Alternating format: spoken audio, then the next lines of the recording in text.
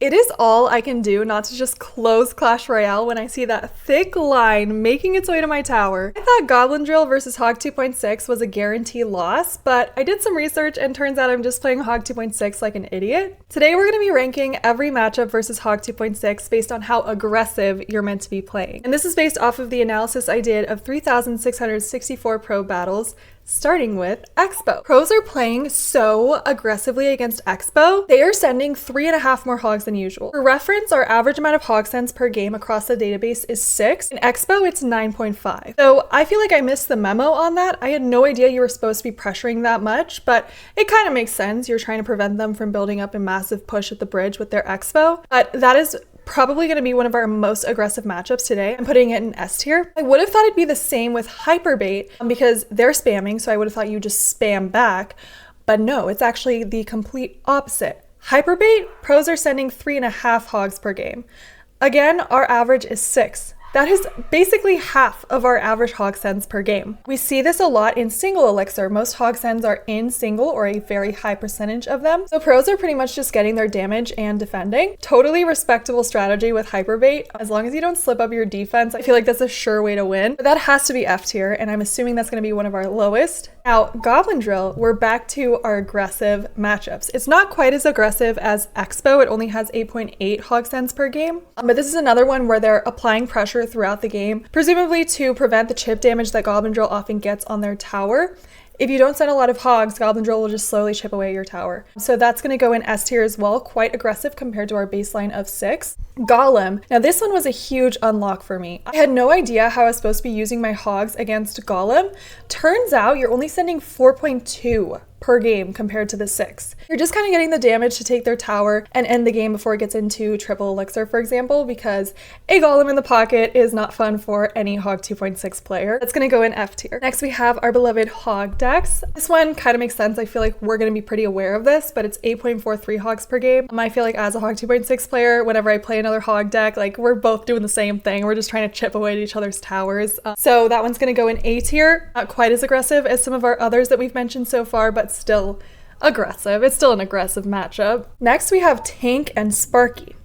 So you guys could probably guess this. This is a similar situation to Golem. It's 4.32 hog sends per game. So another situation where you're trying to get enough damage to end the game, but you're not using hog pressure necessarily to like do anything else other than that, I guess, if that makes sense. So that's gonna go in F tier, still quite low. Minor Control. Now this one is similar to Goblin Drill, so I would have thought a similar amount of hog sends. It's actually 7.78. So compare that to our 8.8. It is a full hog less. So you're slightly less aggressive with Minor Control. I think that's interesting. Now, an important disclaimer with all of this is patterns in the data. This is not necessarily a playbook. So I just wanted to point that out, but every game is going to be different. Every player has a different play style. Also, this data is from the top 500 players in the world, so they play differently from how we probably play. Not saying you guys aren't in the top 500, but anyways, that one is going to go in A tier. Still aggressive, still not as aggressive as our others. Elixir Golem.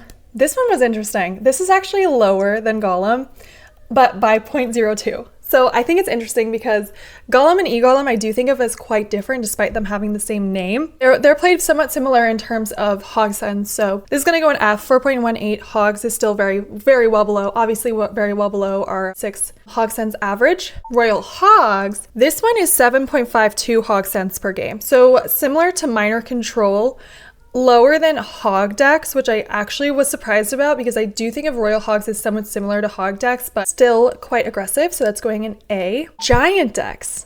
Similar to Sparky Tank, right? Similar to Golem, traditional beatdown deck. If you were thinking that, you were correct.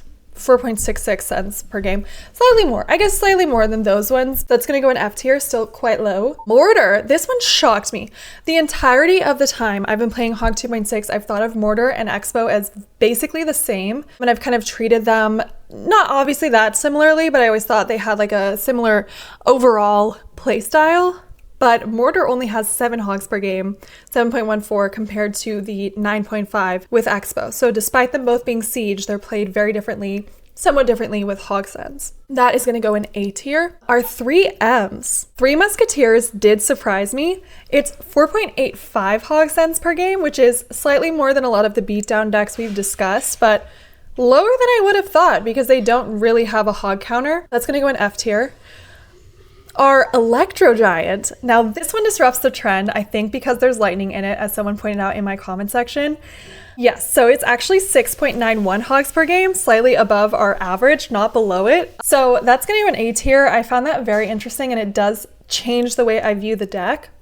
Royal Giant is 5.22 hog cents per game, which is more than a lot of our beatdown, but still below average, so I think that makes sense. Like, I do feel like that's consistent with how I play against it. Like, I'm not going crazy with my hog, but I'm taking damage when I can get it because I don't want that going into triple elixir. Mega Knight bait, 6.91, so you're being more aggressive than average here as well. I think the counters usually are Mega Knight and Goblin Gang, right? So like Goblin Gang you actually probably can just get rid of, but Mega Knight's kind of a hard counter to Mega Knight. I mean, Mega Knight's kind of a hard counter to hog if it's placed correctly.